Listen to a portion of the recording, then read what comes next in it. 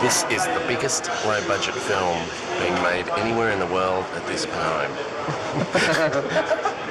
It's the biggest low-budget film being made in the Wellington area. In the Wellington area. It's the biggest low-budget film being made in the history of the planet.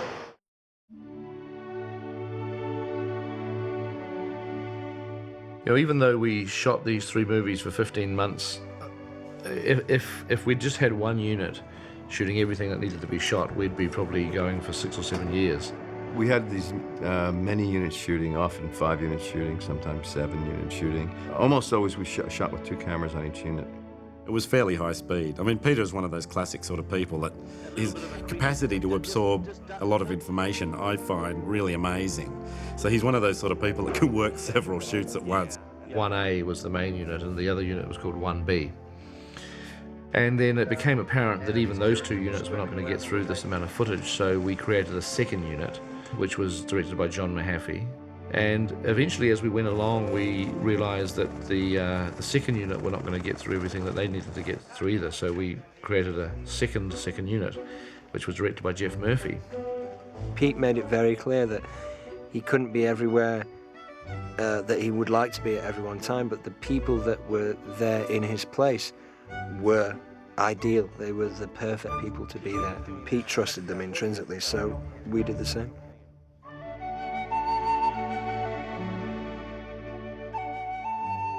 Our principal Hobbiton set was in a farm near the town of Matamata, and we shot a lot of the location footage there. We'd seen beautiful sets before, but this was unbelievable. Because it was there, it was real, it was as we'd had imagined it. You know, Bag End was there with the massive tree sticking out of the top, coming down, as we'd seen it in various paintings and images before. It was exactly how we'd imagined it. Hobbiton was an exceptional location, except that it was extremely difficult to access. All the roads were really paths. It was a very fragile landscape, and yet we basically still had to come in with fairly sizable technology. It just required more physical labour to actually work the location. Today we're keeping the chimneys up and running. There's 47 chimneys in the location, which all have particular secret little ingredient smoke pots in them to keep them up and running. So it looks like there's a little bit of activity happening in the buildings. So, and maha to you too. Philosophically, as far as what we wanted to do with Hobbiton, since it was the opening of the film, we basically wanted to start off with sort of a very idyllic place, which is very, expressive of a simple lifestyle, a rural lifestyle, where people are actually very much in touch with nature. And I just wanted to make everyone feel like that it was like a holiday destination. People would love to want to go there. When you're walking throughout the Shire, you could see what an enviable existence it was for the hobbits. It's excellent. Everything is absolutely a joy to be here. It's fun. It's something totally different. I think I would have paid money to be a hobbit, but no, it's been great. Well, it's the 17th of January 2000. It's our first day back on the shoot since Christmas in the new century, and it was also Ian McKellen's first day today. You're late. A wizard is never late, Frodo Baggins. Nor is he early. He arrives precisely when he means to. And it felt like coming home, and that was a good feeling for me, because Gandalf was returning back to an area of Middle-earth that he loved and respected. No, thank you. We don't want any visitors, well-wishers, or distant relations. Yes, and what about very old friends? Of course, once Gandalf walks inside Bag End, then you're into a studio. You're no longer at Matamata, you're several hundred miles away, and you're in a small, confined studio. Often we filmed in 2 different scale sets. So Bag End was built, for example, in a large-size scale for Ian Holm to appear in, and a small scale, the Hobbit-size scale, for Ian McKellen to walk through. And in the smaller one, I, as a normal-sized person, could look enormous, because everything in Bag End was small.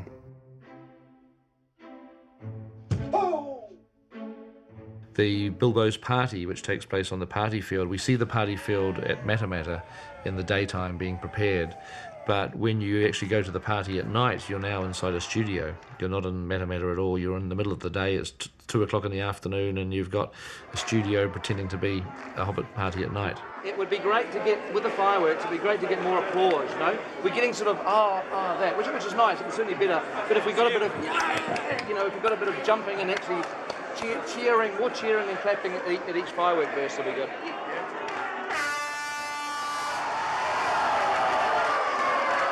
It was great because they had all these extras as hobbits, you know, and this party scene was when they did that, the dance. And something that a lot of people might not have noticed is I play in the band, the Hobbit band. I'm up there with my Hobbit ukulele, whatever it may be. Bilbo's going to tell a story just like at story time. So we need you guys to be sitting on the mat, just like you do at story time. Who wants to see some butterflies? Jump up and down, jump up and down. And 1 and 2 and 3 and up and down. I remember Pete saying to us, this is the real time where you are hobbits, where you behave as hobbits. There's no ulterior motive. You don't know about this mission yet. You're not worried about anything. You're just embracing who you are as young hobbits, you know. So we really just went to town at that point and had some fun. And I remember the day where the firework blows up in our face. As soon as it goes bang, you've just got to let it go, okay? So Peter said to us that when we're holding the firework, it will be lifted up by a piece of string, and there'll be like a... I didn't know. Whoosh! It was your idea. To just kind of scare us and let the cameraman know when the cut is going to happen for the real explosion. But Billy, being this kind of slightly feminine character that he is, was really quite scared by it and made this girly kind of woo shriek, which I barely got through the take on. Supposed to stick it in the ground. Where's in the ground? Outside. That was your idea.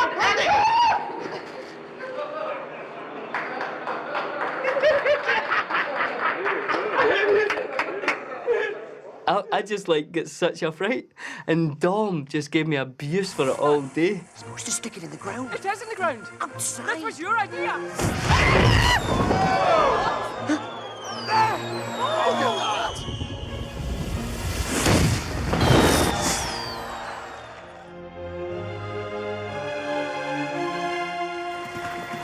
You know, we've been shooting for about 4 months now, and we finally get to start to do things with the villains. Like, we've done a lot of shooting with the hobbits and Aragorn and our heroes, and it's great to finally get the dark part of the story on film to start to set up the sort of the opposition, as it were. You're putting the pieces together and you're realising that this is... Because I've been saying all the time to myself, and for his ring to the sun now. Ruins. Yeah. Almost to myself. Almost to yourself. Might be quite nice. But it's obviously a big thrill to work with someone like Christopher Lee, who's a bit of a icon, and I mean, I haven't mentioned it to him at this stage, but I've been a big fan of his, obviously, most of my life, and watching Hammer horror double features when I was a kid, and you know, it's just sort of fun and a little bit unbelievable to finally be working with someone like that and having them on the set and directing them, and you know, it's a big thrill. Now, my first day in the garden, remember, we got to take 10, which is very unusual with me. I don't say that in an immodest way. I mean, there just isn't time in most films. Wait a minute, 10, 11, 12. Surely we got that right. But it was Peter who wanted that line up, that line down, that word, that way, and those words, that way, or whatever. He waited until he got it. And it took a lot of takes sometimes. Well, we got used to it and realized that was the way he worked. No problem. I remember saying to Ian, I'm getting a bit worried about this, you know, because I think we got to take 11 or 12 or something, and I think I got it right. Oh, he said, you don't have to worry about that. I had 24 takes the other day, and it was only a couple of lines. Why don't I say, just to complicate it, say your line again. The 9 have left Minas Morgul. They have crossed the eyes of the 9. The 9. No. The interior of Orthanc was, as far as I was concerned, papers, dust, and the sunlight coming through stained glass, a mess. And then leading out from that, the more imposing, dark inner sanctum with Saruman's large chair, like a throne, raised up above the very shiny black surface of the floor. It was a place like no other. I'd never been in a room like that. It didn't remind me of anything, and I just thought, oh, I see, this is where Saruman thrives and plots. And so that was a very evocative and helpful set. The costume was extremely long, and I had considerable difficulty in walking up the steps to my throne. Sometimes I managed to do it, sometimes I didn't. And one day I was driven to distraction when I kept on tripping, and I said, "I'm sorry, I cannot get up these goddamn steps smoothly. I can't do it, Peter, I'm sorry, because every time I try, I step on the thing." And a voice came from near the camera saying, "Well, you did it this morning." It put me in my place. When did Saruman the Wise abandon reason for madness? When I was dealing with 1B, I was having to do the wizard fight. It was one of those deals where, you know, I was doing the stunt shots between Gandalf and Saruman. So you're gonna hit the ground and you're gonna hit the ground and it's like, Jesus.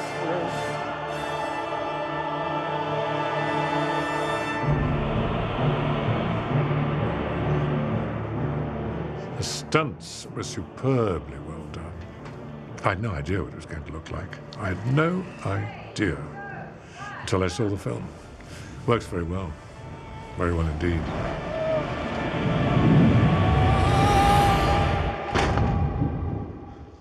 Second unit's first day was actually at night, and it was the moment with the trees being ripped out at Isengard. That was the first thing they shot. And we were kind of in and out of rain that whole weekend. And that kind of became the mantra for second unit. It rained for about 2 weeks, and so this whole scene was shot in pouring rain in the middle of the night on beautiful green grass, which turned into about 8 inches of slimy mud within an hour of starting. And it just added another dimension to the whole the look of it. It just added a huge, wonderful shininess, muddiness, grungy, sort of real element that no one could have imagined, really.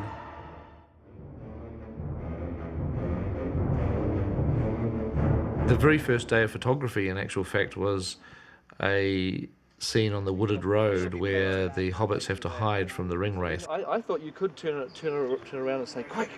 You know, just yeah, quick, quick, yeah.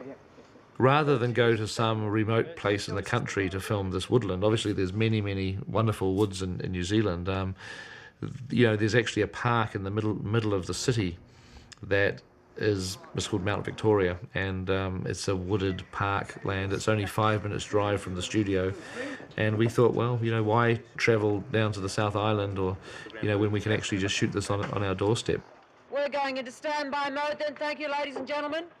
Say one more time, all mobile phones had better be off or they'll end up in the ocean. And your radios off if they're open, please.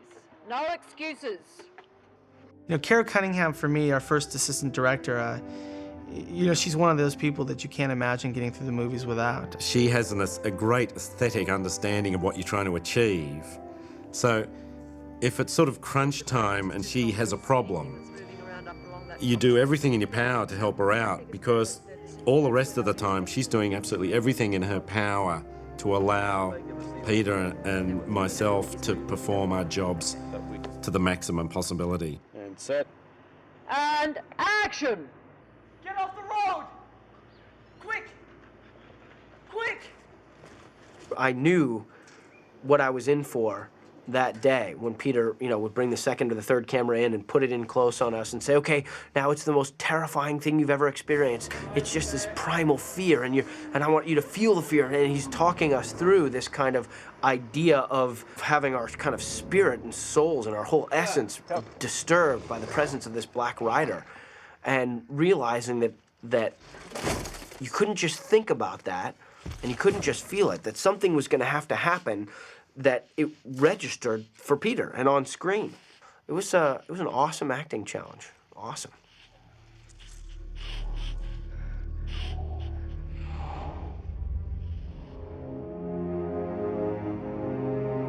The town of Bree was one of the very first sets that we shot in, towards the end of our first week of shooting. I think we shot all of Bree, for the most part, the actual city street of Bree in one night. And we had the rain towers, and it was mad and crazy. It blew me away that they could take a very small piece of set and sort of build it into the earth and then film it and pan off of it and just trust that digitally the rest of the world would be created beyond that. The Prancing Pony was, like most of the sets, very authentic, really well crafted. It was a place where you step on the soundstage, you walk in the door to the Prancing Pony, and you're there. I mean, it was so well constructed. And then we had these massive tables that we sat at. So it made us look small, like we were too small for the big tables. Big mugs and, big plates. It made us feel smaller, and it kind of made that world more realistic for us. What's that? This, my friend, is a pint. It comes in pints? Oh. I'm getting one.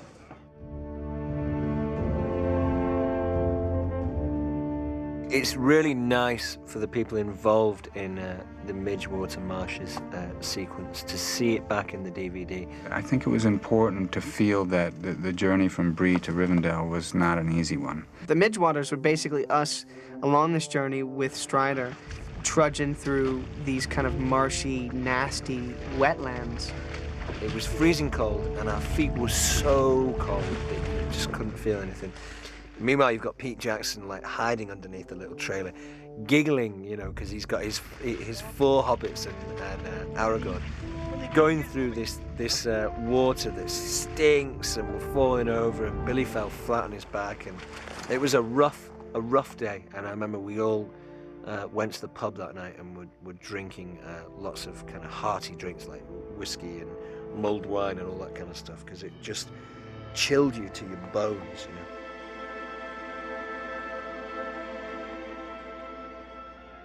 The sword work on the movie was obviously incredibly important. The Weathertop fight was one of the early fights in the film. Weathertop was the main thing that we rehearsed before we started filming.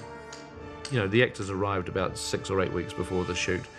Having sword lessons with Bob Anderson was always part of their regime. We had so much fun learning how to do the sword fighting, and we actually choreographed a number of very involved sequences. And I remember when we were filming on Weathertop, I was bringing the full weight of my kind of anger and ferocity to it. And I remember Peter saying, well, listen, you're a hobbit, and you couldn't actually generate that much force to like have your sword move the sword of the Ringwraith if you were to strike it.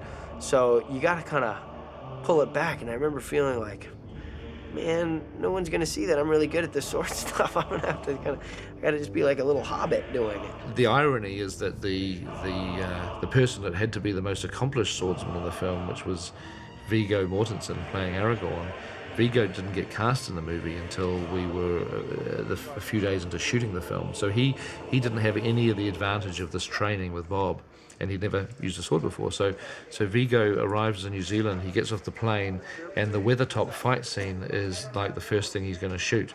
So Bob Anderson was my first guide, basically, and he was pretty strict, but really encouraging. I think he gave Viggo the most crash course in sword fighting that anyone's ever had, because Viggo had to be there fighting these ringwraiths, fighting 5 ringwraiths at the same time, looking like an expert swordsman. And I'll tell you what, Viggo just became, I think, the greatest swordsman that Bob has ever worked with in his entire career.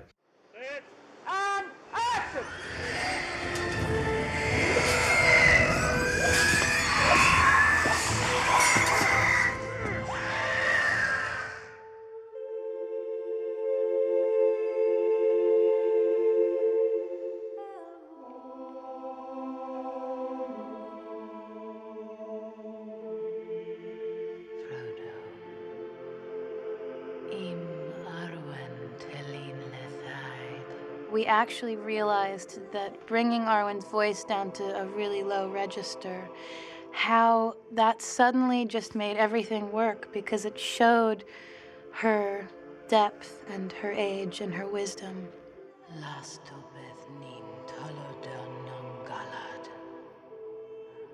It was hard, I mean, just purely guttural, you know, kind of lauhirnin. It sounded really weird at times when I was doing it. I thought, oh my God, this is too deep, but it worked. And it was funny when my dad saw the movie for the first time. He's like, whose voice was that? I was like, Dad, you jerk. It's mine, I'm an actress. Right hard. Don't look back. Narali.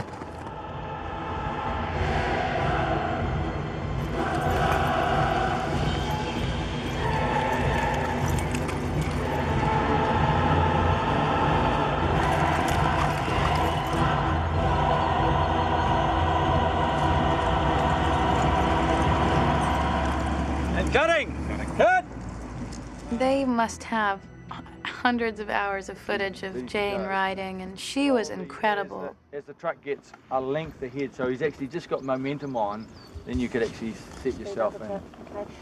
The action that we're doing is like, you know, like yesterday we were jumping over a log and then galloping down a steep hill. Another day, you know, you're galloping along, weaving through trees. I don't think it was ever a question. I was never going to be allowed on the stallion going at that speed. That was just never an option.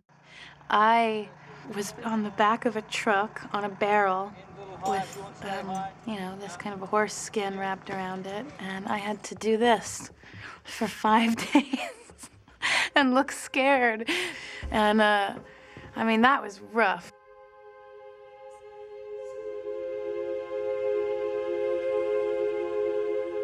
The Rivendell location was primarily built at a park called Kaitoki. We chose it really because it had, you know, quite a closed-in geography, and so that the set that we built would have a sense of drifting off into the forest. So its boundaries were sort of forested, if you like. So, I mean, the elves, that whole concept of being one with the nature was pretty important, and as a result, Peter had the design team, you know, have this kind of indoor-outdoor feel throughout. So we would have outdoor sets, you know, for exterior shooting, as well as sets outdoors for interior shooting. And we mimicked that on the stage as well, where we would have, you know, interior sets of Rivendell that still had that outdoor feel. So we'd have trees on the stage, you know, or we'd have like, you know, matte painting backdrops, you know, of rocks and whatnot in the distance. But the thing is, I mean, in the end, you're still basically, what you do is you look at, you know, you just try and sort of remember the qualities of natural light that are in the environment, or the sort of qualities you want to achieve, and then you go into the studio and now you're basically trying to achieve those qualities, except that you have to do it artificially. The reason we built Elrond's council chamber inside was we had to be able to control the environment completely, so it wasn't something we could really shoot out at Kaitoki. You know, we were literally sitting in a circle of actors like Ian McKellen, Hugo Weaving, Viggo Mortensen, Sean Bean, John Rhys Davies, you know, Elijah was there, and, you know, it was just like I was looking around, I was sitting there thinking, whoa, this is a real lineup of some greats. Sauron himself forged the One Ring. Molten gold is mixed with his own blood. It contains his life force. The Council of Elrond is a long scene in the book, much shorter in the film, but it did take a long time to shoot.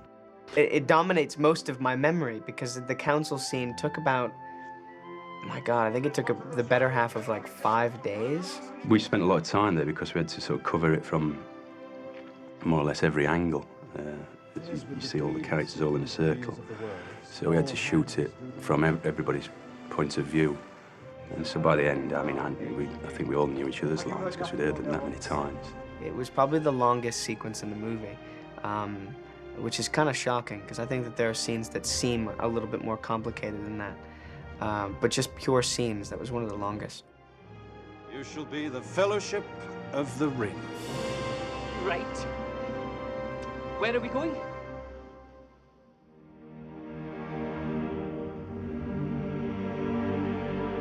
Some of the locations were incredibly remote. We occasionally just flew people in choppers, which was a fairly major operation. We usually had to have 4 or 5 helicopters making several trips to the location to get everybody up there. And there was always, serious safety considerations, because if you're stuck on these mountains and suddenly, a storm sweeps in or clouds sweep in, the helicopters kind of can't land or fly, and there's a very big danger that everyone's going to get stranded and have to spend the night on this mountaintop or wherever you are. And so we always, used to take survival kits up there. We used to take tents and rations and stuff up there in case the situation arose that we would get stuck on a mountain for a day or two without being able to be rescued. It was always a little bit tense. And one of the most spectacular mountains was a place near Mount Aspiring, where we did the scene in the snow where Boromir picks up the ring out of the snow and holds it, and that was shot on a very remote mountainside, because I just wanted to be able to feel that we were really up the mountains and we weren't just cheating it on a ski field or something somewhere. I think it took 10 or 15 minutes to get there, and I remember we flew through cloud, which freaked me out, 'cause couldn't see anything. And I was normally fine in helicopters, and I was always really excited to be in helicopters, but it was actually quite turbulent. The weather wasn't perfect. And all the other guys were great. They were filming it, and Dominic and Billy and Orlando saying, "Oh man, this is amazing." And I was sort of gripping the seat, just thinking, when are we going to get there?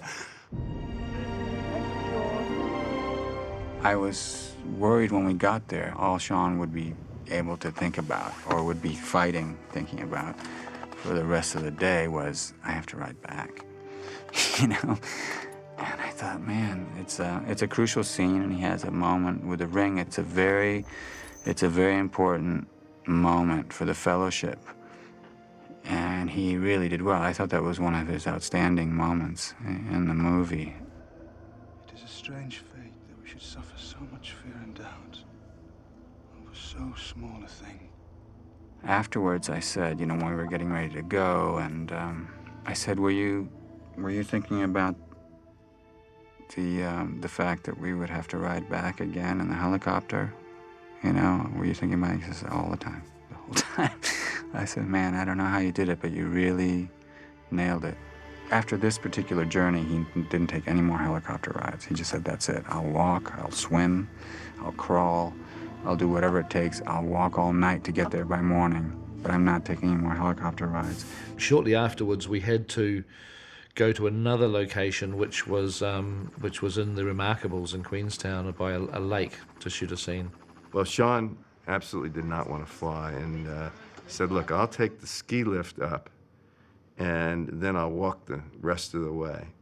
We shot there for 2 or 3 days, and our day would begin with everybody flying in the helicopters. And as we flew over at 7:30 in the morning, we'd look down, and there'd be this tiny black speck climbing the cliff. It was almost like a cliff face, and it was Sean Bean dressed up as Boromir, like a human fly on the wall, clambering up this mountainside all by himself to sort of get to the location, because he didn't want to go there in a chopper. He had like 2 hours of climbing to do. And they used to see me from the helicopter, and I was sweating at the end. It was like a real adventure getting over that sort of mountain to get to the set, but I preferred doing it that way.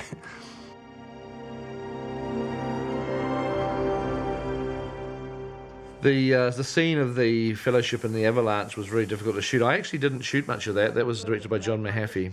It was shot in a stage with this fake snow.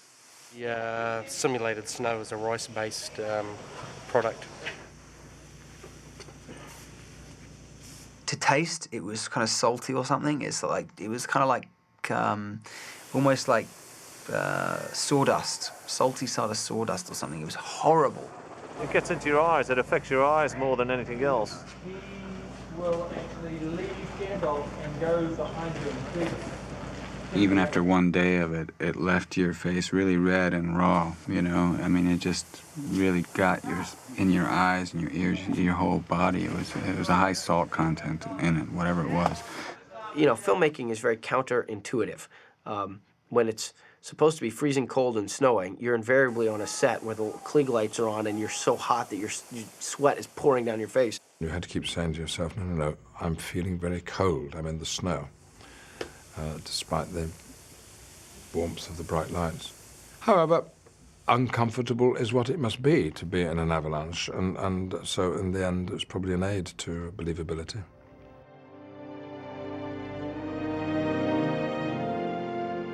The exterior for Moria was shot on a wet set.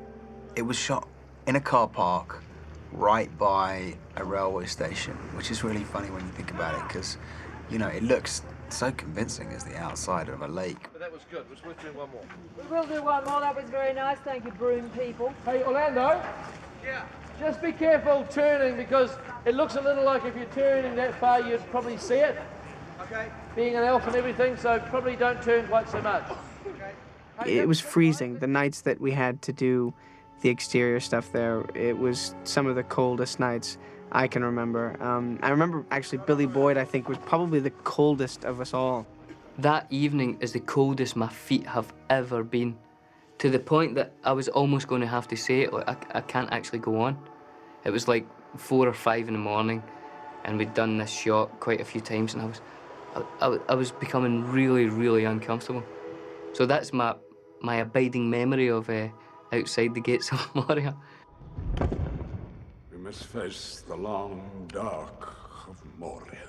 When I was walking with the staff in the mines of Moria, which had to have an illuminated bulb on top, that had to be provided with electricity, and it travelled along the wire through a hollow staff out through the bottom, and the wire was hidden under the robes into a battery pack attached to my back. I don't think you were sort of holding it in any particularly. Well, I think you were just using it, you know, just as a torch, basically. Yeah. Brian Bansgrove was our chief lighting technician, or gaffer. DPs like to have a great relationship with their chief lighting technicians or gaffers, and because sometimes, you know, it can get a bit lonely out there. There's not a lot of people that really sort of understand the finer intricacies of light. I basically really appreciated Brian for his eye. It's great when you've got a gaffer on set who actually understands the emotion of what you're trying to do with the light that you've got. When you do a film that's visually effects laden and you're dealing with CG characters, you often have to act to someone that might not even be there. If you're acting with a cave troll, for example, well, there is no cave troll. As an actor, you just had to believe that they were going to create something spectacular that you were fighting. Peter showed us things, CGI stuff, you know, which gives an idea of what we were fighting. Even though it was thin air, we knew what it would probably look like in the end. And once you get into the rhythm of that, that's fine, you know, you can sort of deal with it, and it just becomes very natural.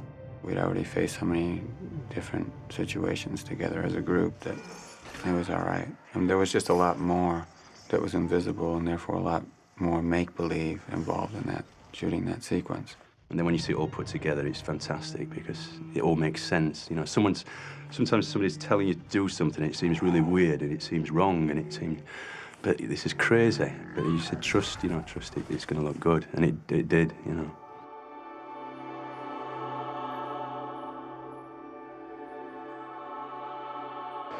Well, the one thing that you're not going to be able to tell at the moment is that we're in this warehouse next to Wellington Airport, and it's incredibly hot and humid, and there's no air conditioning in the building, and we've got huge amounts of light, and it's really giving this place a very subtropical jungle sort of feel.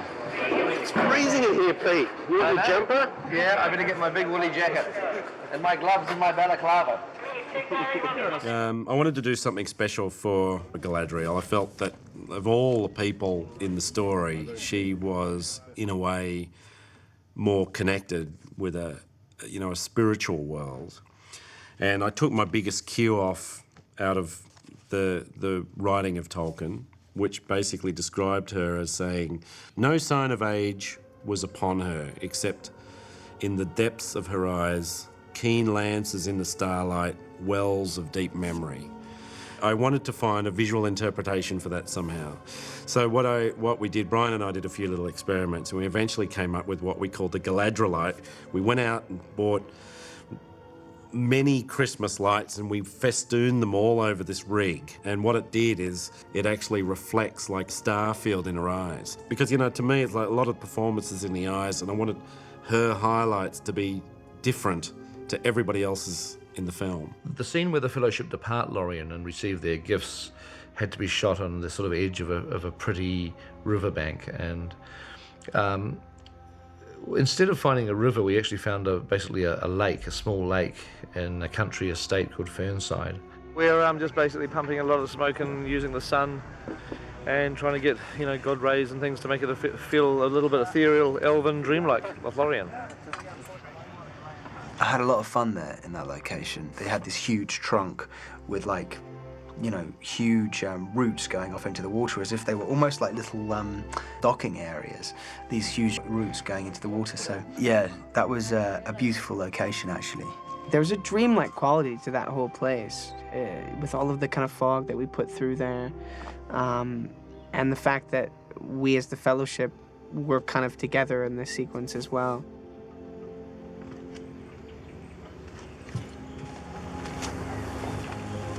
Samwise Gamgee, Elven Road. Thank you, my lady. Well, have you run out of those nice shiny daggers?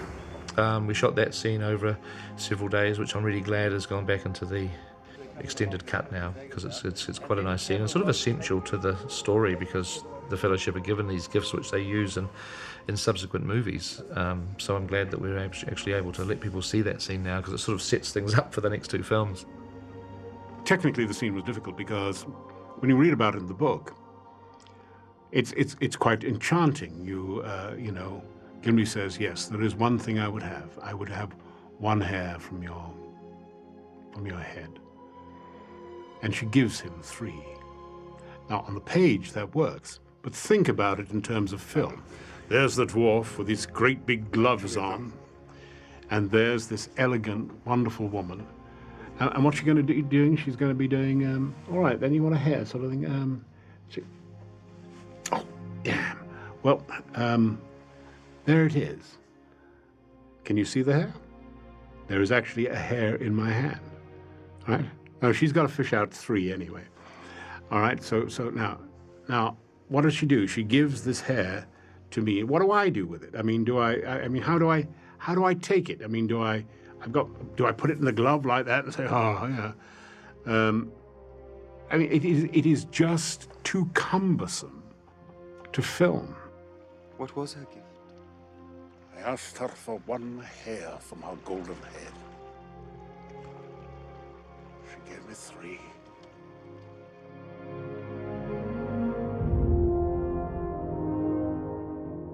Some of the rivers that we were shooting on in the South Island, they were picked for their beauty, but they were fast flowing and they were very deep.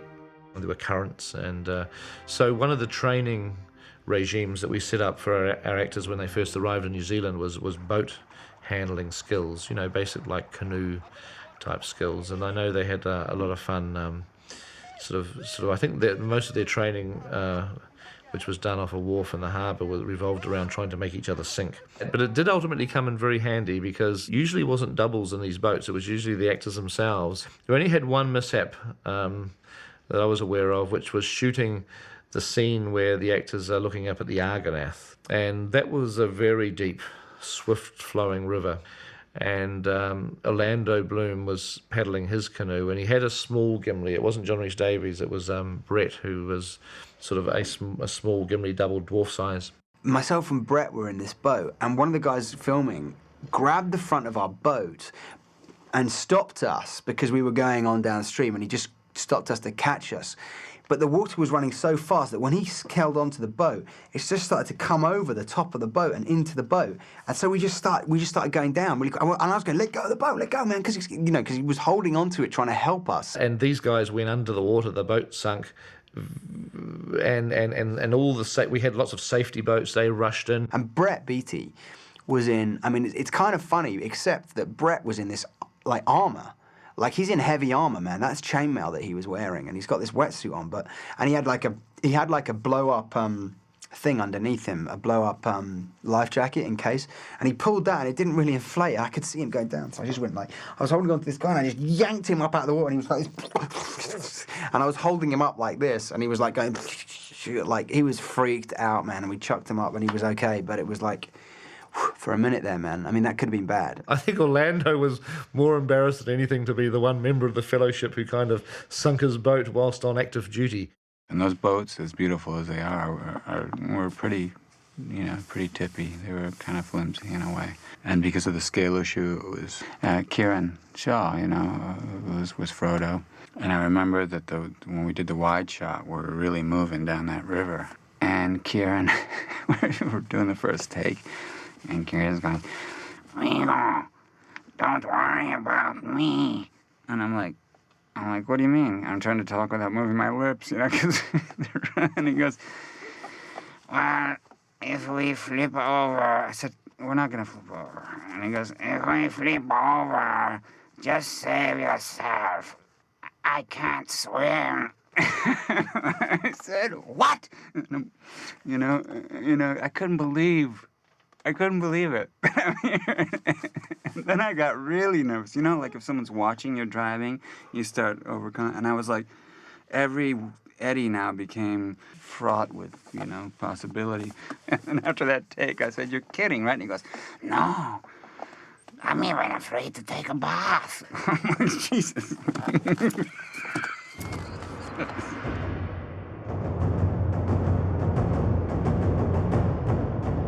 Towards the end of 1999, and like 2 or 3 months after we started shooting, we ended up filming our first really big battle scenes, I guess, of the trilogy, and they were the Amon Hen fights at the climax of the Fellowship. This is a fight routine that happens on top of this hill, and you guys are charged up the brow of the hill, and you're flooding over here, and Aragorn here, Vigo, gets to fight you single-handedly. One versus 100. Your killing machines move forward with the intention that you're going to kill. So keep it fluid, not stilted.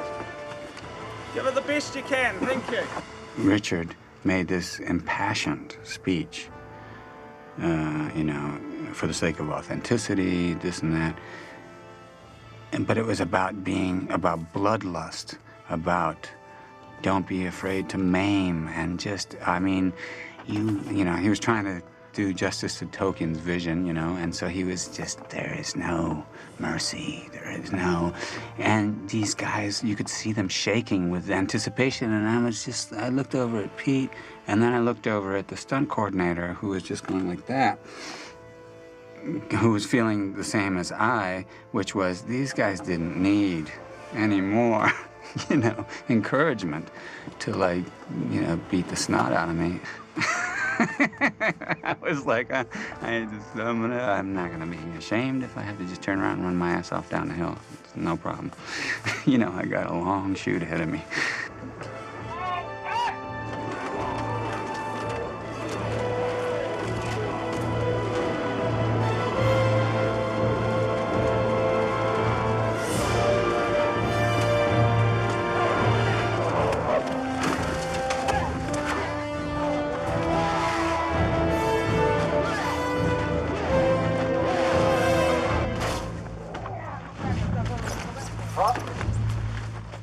It was blazingly hot. It was like, over 100 degrees, and these poor guys were wearing this, all this leather and fiberglass costumes with rubber masks. Warm in there. Very warm in there. Cheers, guys. Cheers. Coming. Now turn around. Yep. Turn around. In your stomach. Stomach. There. Gotcha. The great rules of karate are: if you cannot stand, you cannot fight. If you cannot see, you cannot fight. If you cannot breathe, you cannot fight. Sure enough, there I am, my helmet over my eyes like that. And in truth, very, very hard to fight.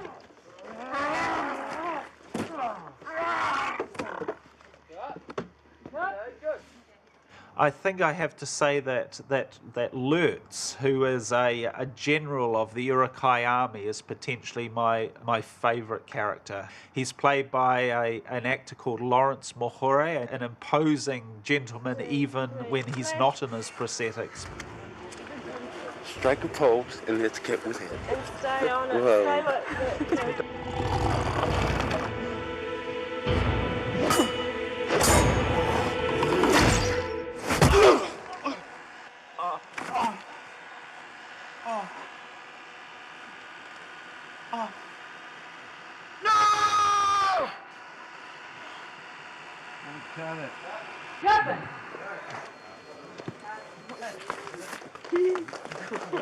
Barry Osborne directed most of the fight between Aragorn and Lurtz. When you're running into that next shot, you really take off. And action, Vigo.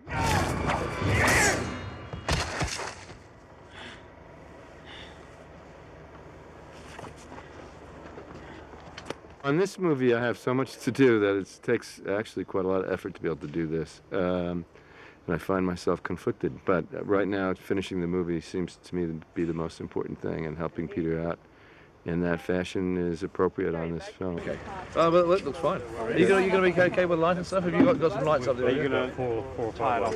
Blasting in there. Okay, well, you better shoot it fast then before it gets too shady. Well, I don't think, we don't want to lock it off because it's just... But we have to keep him humid. We have to keep him feeling happy and good. So we just give him a camera and a crew, and he's as happy as Larry. Stays off our backs. It's a brilliant scheme. Right, Barry? Thanks. I said that. I know you did. Okay, yeah, now Barry's got a motivation now, you see, you won't. So come towards us, Barry, and raise your sword. That's it. Like that. Anytime you make a movie with the sort of physical action, that we have, there's always a danger of people getting hurt. I mean, you obviously take every possible precaution that you can, but with that, people do get hurt. Fortunately, on the film, we never had any particularly serious injuries. Not really serious, although one of the worst ones actually happened to Sean Astin. And it was a relatively simple shot where Sean had to be on the shore of the lake, and he had to run out to the boat. I'm running at a dead sprint, and I get in, and my left foot and as my right foot lands about 2 feet in the water, just this huge sharp pain, and I grabbed onto the side of the boat and I just looked down, and it hurt so bad.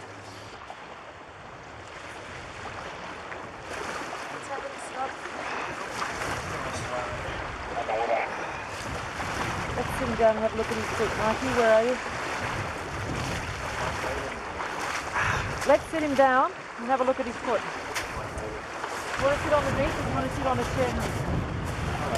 His foot had virtually been completely impaled on this shard of glass. When they took the prosthetic off, it was a big, old, deep gash in the foot. I mean, it was a substantial cut. Doing the same action again. Oh my God! Don't let any of that run over the top. How bad? It's a lot of blood, man. Mike will get a It's a lot of blood. Probably gonna need a bit. To dry it off. There was this sort of globular thing, this mass that came out of the slit in his foot, that I was fascinated with. Master Frodo can play with my clots anytime he wants to. I'm fascinated by his blood clot. We were a good hour and a half's drive out of Tiana. It was a long way. It was quite remote. We called for a chopper to come in because we knew we needed to get him to a hospital very, very quickly because there was a lot of bleeding. So the helicopter guy came out, and we jumped in, and it was Jacques Cousteau's pilot, the guy who had flown Jacques Cousteau around on some of his expeditions, which I thought was really cool. It's a magic project because it made everyone so passionate, but like when I walk away from it, it's not only the creation of the film, it's the people who created it is what is the experience that I love.